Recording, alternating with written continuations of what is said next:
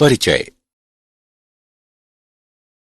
अजय, तुम क्या पढ़ रहे हो? मैं अपनी रसायन विज्ञान की पाठ्य पुस्तक पढ़ रहा हूं।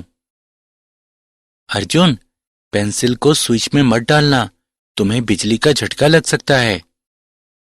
बिजली का झटका? लेकिन क्यों? पेंसिल तो लकड़ी और ग्रेफाइट की बनी होती है और ये दोनों ही विद्युत के कुचालक हैं। अर्जुन, तुम्हें पता होना चाहिए कि ग्रेफाइट एक अधातु है, लेकिन यह विद्युत का सुचालक है।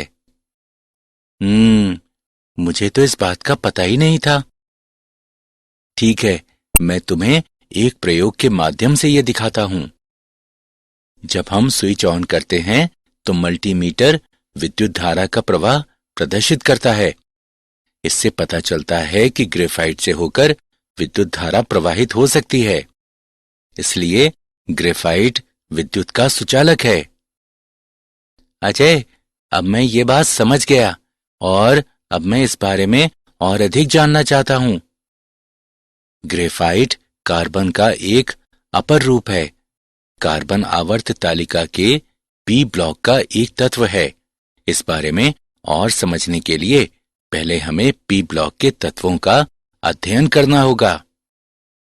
छात्रों, आज हम पी ब्लॉक के तत्वों के बारे में अध्ययन करेंगे। उद्देश्य। इस पाठ के अंत में आप निम्न करने में सक्षम हो जाएंगे।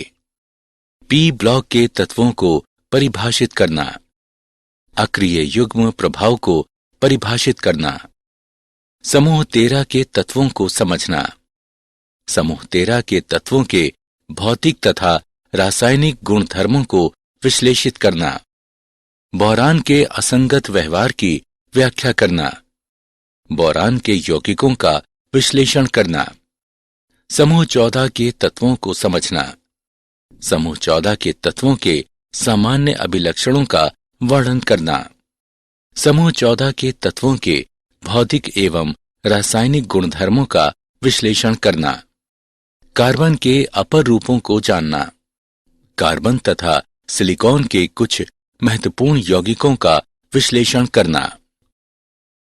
परिभाषा। आवर्त तालिका में समूह 13 से 18 तक के तत्व सामूहिक रूप से पी ब्लॉक तत्व कहलाते हैं। Boron, carbon, nitrogen, oxygen, fluorine तथा हीलियम इन समूहों के शीर्ष हैं। इन तत्वों का सामान्य इलेक्ट्रॉनिक विन्यास ns2np 1 से 6 होता है। इनमें इनके वाह्यतम कोश के पी कक्षकों में अंतिम इलेक्ट्रॉन होता है। किसी पी ब्लॉक तत्व द्वारा प्रदर्शित अधिकतम ऑक्सीकरण संख्या संयोजी इलेक्ट्रॉनों की कुल संख्या के समान होती है। अधिकतम ऑक्सीकरण संख्या समूह ऑक्सीकरण संख्या कहलाती है। अक्रिय युग्म प्रभाव। अक्रिय युग्म शब्द को सबसे पहले नेविल सिडविक द्वारा प्रस्तावित किया गया। अक्रिय युग्म प्रभाव वाह्यतम इलेक्ट्रॉनों की पारगमन पश्चात धातुओं की यौगिकों में अनयानीकृत या बिना साझा हुए बने रहने की प्रवृत्ति होती है।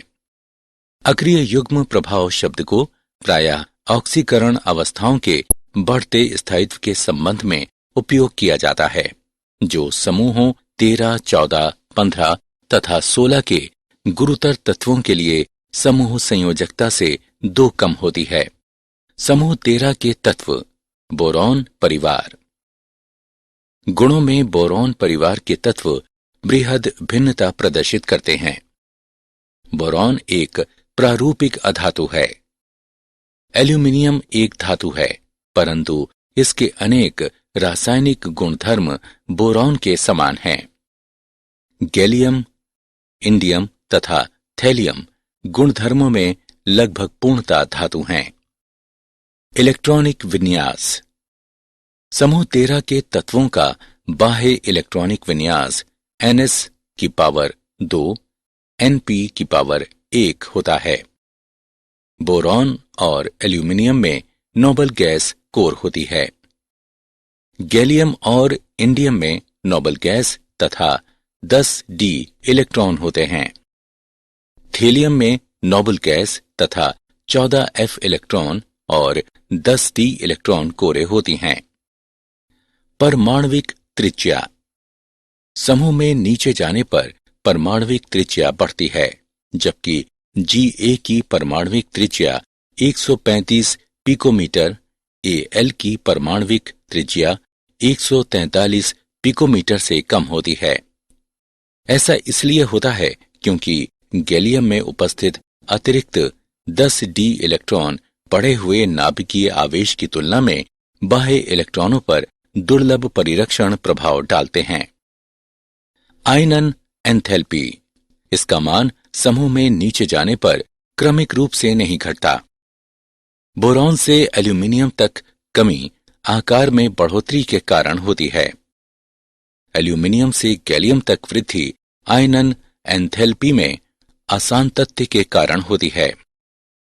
इंडियम से थैलियम तक वृद्धि D और F इलेक्ट्रॉनों की अक्षमता के कारण होता है, जिनका परिरक्षण प्रभाव दुर्लभ होता है।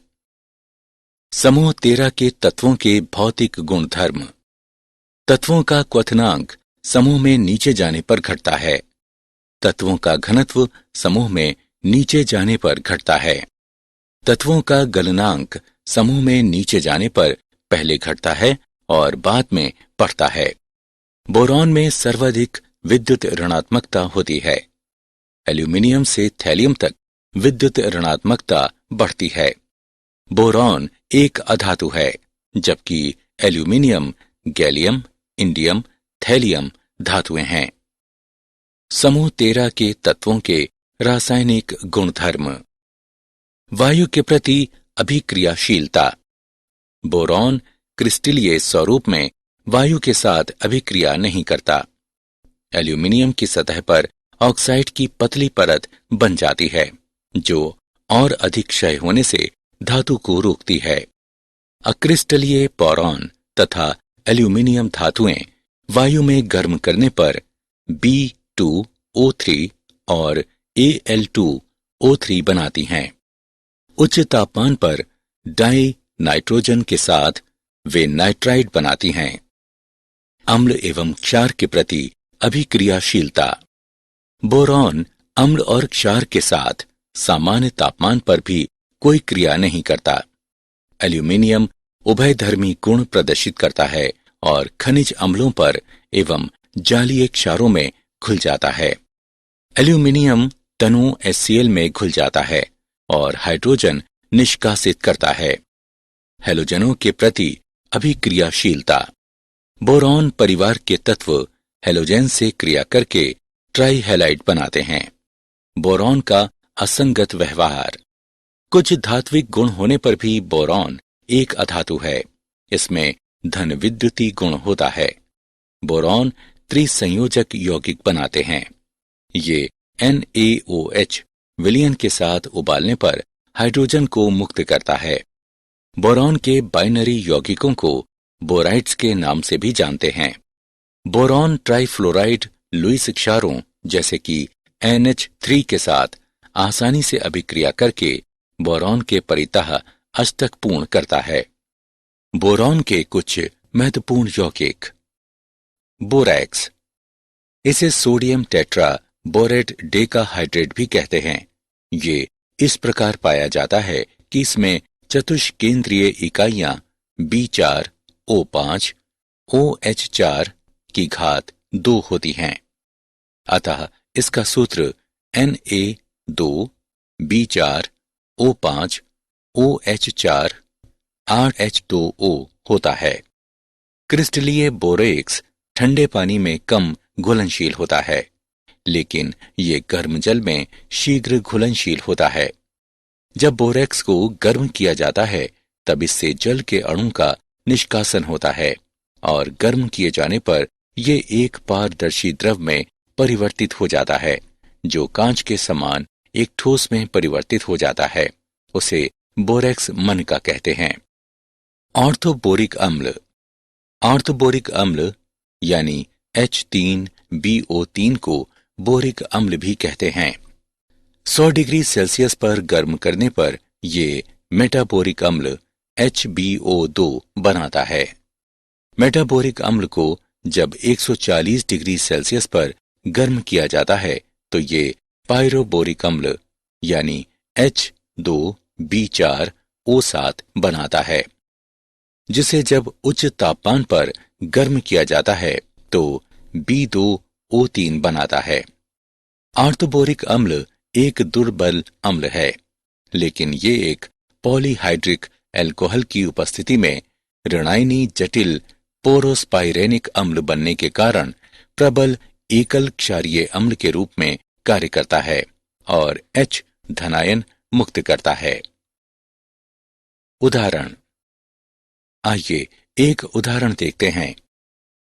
क्या होता है जब बोरेक्स विलयन को अम्लीकृत और बोरिक अम्ल को गर्म किया जाता है? आइए समाधान देखते हैं। जब बोरेक्स विलयन को अम्लीकृत किया जाता है तो बोरिक अम्ल बनता है। जब बोरिक अम्ल को गर्म किया जाता है तो बोरॉन से सक्रिय ऑक्साइड बनता है। बोरॉन तथा एल्यूमिनियम तथा इनके यौगिकों के उपयोग। बोरॉन का प्रयोग बहुत से सफाई के उत्पादों, डिटर्जेंट और व्यंजकों में किया जाता है। कांच और सिरेमिक बनाने में इसका प्रयोग किया जाता है। बोरोसिलिकेट कांच में तापीय आघात के प्रति उत्तम प्रतिरोध होता है। बोरॉन फिलामेंट प्रकाश के रूप में और उच्च सुदृढ़ सामग्रियां वैमानिकी संरचनाओं में उपयोग किए जाते हैं। बोरॉन कार्बाइड शील्ड का उपयोग नाभिकीय रिएक्टरों में नियंत्रक छड़ों के रूप में किया जा सकता है। कम घनत्व तथा सुदृढ़ता एल्यूमिनियम को विमान, हल्के भार वाले वाहन तथा सीढ़ियां बनाने के लिए आदर्श सामग्री बनाते हैं। क्षारण प्रतिरोधी तथा कम घनत्व के कारण इसका उपयोग हरित गृहों एवं खिड़कियों के फ्रेमों में किया जाता है।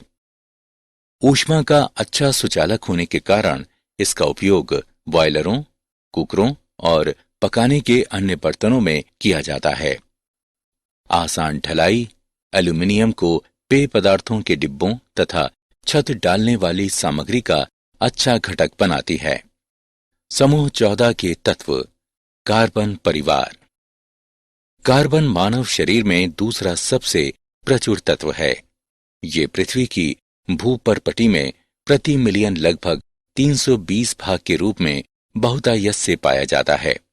ये स्वतंत्र अवस्था में हीरा, ग्रेफाइट और कोयले में मिलता है। सिलिकॉन पृथ्वी की भूपर्पटी पर पाया जाने वाला दूसरा अति बाहुल्य तत्व है और प्रकृति में सिलिका और सिलिकेट्स के रूप में उपस्थित है। जर्मेनियम केवल सूक्ष्म मात्राओं में ही उपस्थित रहता है। टिन मुख्यतः कैसिटेराइट यानी SnO2 के रूप में पाया जाता है। लेड मुख्य रूप से गैलेना PbS के रूप में मिलता है। समूह 14 के तत्वों के सामान्य अभिलक्षण। इलेक्ट्रॉनिक विन्यास। कार्बन परिवार का संयोजकता कोश इलेक्ट्रॉनिक विन्यास NS वर्ग NP वर्ग होता है। इस परिवार के तत्वों के इलेक्ट्रॉनिक विन्यास की आंतरिक क्रोड या कोर भिन्न होती है। सहसंयोजक त्रिज्या। कार्बन से सिलिकॉन तक सहसंयोजक त्रिज्या में उल्लेखनीय वृद्धि होती है। इसके पश्चात सिलिकॉन से सीसे तक त्रिज्या में आंशिक बढ़ोतरी होती है। ऐसा इसलिए होता है क्योंकि गुरुतर सदस्यों में पूर्ण पूरित D और F कक्षक उपस्थित होते हैं। आयनन एथैल्पी। समूह में नीचे जाने पर आयनन एथैल्पी घटती है। समूह 14 के तत्वों की प्रथम आयनन एथैल्पी के मान समूह 13 के संगत तत्वों की अपेक्षा अधिक होते हैं। विद्युत ऋणात्मकता। छोटे आकार के कारण समूह 14 के तत्वों की विद्युत ऋणात्मकता का मान समूह 13 के संगत तत्वों की विद्युत ऋणात्मकता के मान से थोड़ा अधिक होता है। सिलिकॉन से सीसा तक तत्वों की विद्युत ऋणात्मकता का मान लगभग समान होता है। समूह 14 के तत्वों के भौतिक गुणधर्म। समूह में नीचे जाने पर धात्विक लक्षण बढ़ता है। कार्बन और सिलिकॉन में वृहद आणविक जालक से टिन और शीशे में वृहद धात्विक जालक तक संरचनागत परिवर्तन होता है।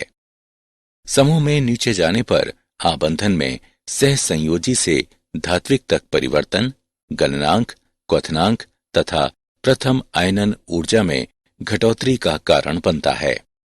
समूह में नीचे जाने पर बढ़ता धात्विक गुण घनत्व तथा चालकता में सामान्य वृद्धि का कारण बनता है। समूह 14 के तत्वों के रासायनिक गुणधर्म। ऑक्सीजन के प्रति अभिक्रियाशीलता। समूह 14 के सदस्य ऑक्सीजन की उपस्थिति में गर्म किए जाने पर ऑक्साइड बनाते हैं। ये मुख्यतः 2 प्रकार के ऑक्साइड पाते हैं, मोनो ऑक्साइड तथा डाइऑक्साइड। इनके सूत्र MO और MO2 हैं। उच्च ऑक्सीकरण अवस्था में ऑक्साइड निम्न अवस्था वाले ऑक्साइड की तुलना में अधिक अम्लीय प्रकृति के होते हैं। जल के प्रति अभिक्रियाशीलता।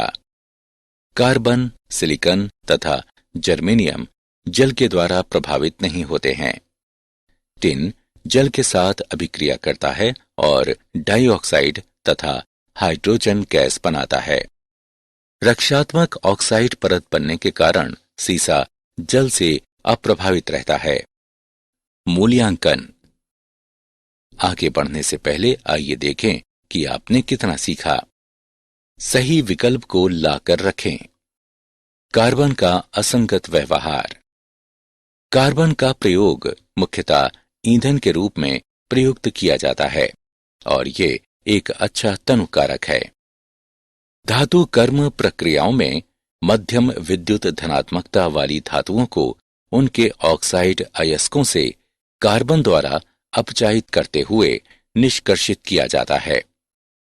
उच्च तापमान पर उच्च वैद्युत धनात्मक धातुओं के ऑक्साइड कार्बन से अभिक्रिया करके संगत कार्बाइड बनाते हैं।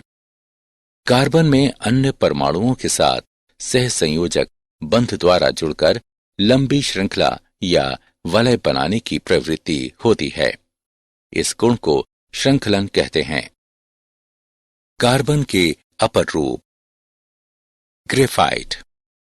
ग्रेफाइट में प्रत्येक कार्बन परमाणु 3 अन्य कार्बन परमाणुओं से जुड़कर sp2 संकरण द्वारा द्वितलीय षटकोणीय वलय संरचनाएं बनाता है।